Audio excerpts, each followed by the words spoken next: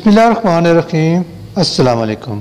ان ربی لسمیع الدعاء، بلا شبہ میرا رب دعاؤں کو سنتا ہے۔ حضور علیہ الصلاۃ والسلام نے ارشاد فرمایا ہے کہ اپنے لیے، والدین کے لیے اور آل اولاد کے لیے عافیت مانگا کرو۔ اللہ رب العزت ہم سب کو ایمان سے لبریز، محتاجی سے پاک، عزت اور برکتوں سے بھرپور زندگی عطا فرمائے۔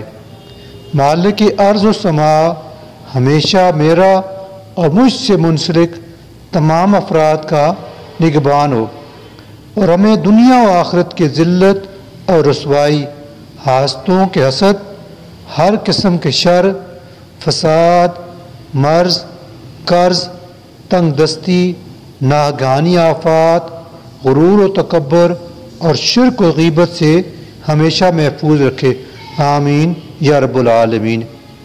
ایک کے بعد ایک کام مل رہا ہے، مصیبتیں ہیں ختم ہونے کا نام نہیں لے رہی۔ بچے پڑھ لکھ کر گھر میں بیٹھے ہیں، کوئی روزگار نہیں، اور بچیاں ہیں کہ ان کے بالوں میں چاندی آ گئی ہے اور کوئی رشتہ نہیں آ رہا۔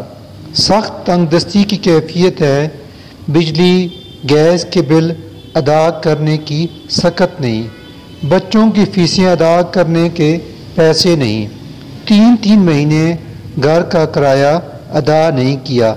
ایسے تمام افراد کے لیے ایک نہایت مجرب اسم اعظم پیش خدمت ہے، یا بدیع العجائب بالخیر یا بدیع، یا بدیع العجائب بالخیر یا بدیع۔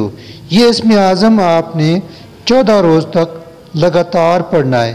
یا بدیع کے معنی ہے بے مثال چیزوں کے بغیر سبب اسباب کی پیدا کرنے والی ذات۔ اس اسم اعظم کا ورد کرنے والے کو اللہ تبارک و تعالی بغیر اسباب کے نوازے گا اور ہمیشہ نوازتا رہے گا۔ عجیب و غریب چیزوں کو بھلائی کے ساتھ بغیر سبب اسباب کے پیدا کرنے والی ذات پر کامل بھروسے کے ساتھ اس اسم اعظم کا ورد کریں۔ وہ ذات بغیر سبب اسباب کے بے انتہا کرم کرے گی۔ جب اللہ تعالیٰ کے فضل و کرم کی بارش برسنا شروع ہوتی ہے تو وہ موسلا دھار برستی چلی جاتی ہے اور پھر برستی ہی چلی جاتی ہے۔ علم الاعداد کے مطابق یا بدیع کے اعداد بنتے ہیں 86۔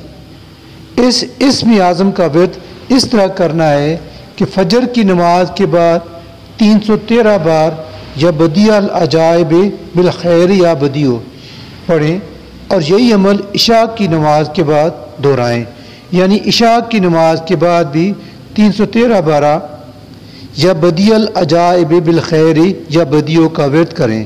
یہ عمل لگاتار آپ نے 14 روز کرنا ہے۔ اس کے بعد ہمیشہ اس اسم اعظم کو ہر فرض نماز کے بعد 5 بار پڑھنا ہے۔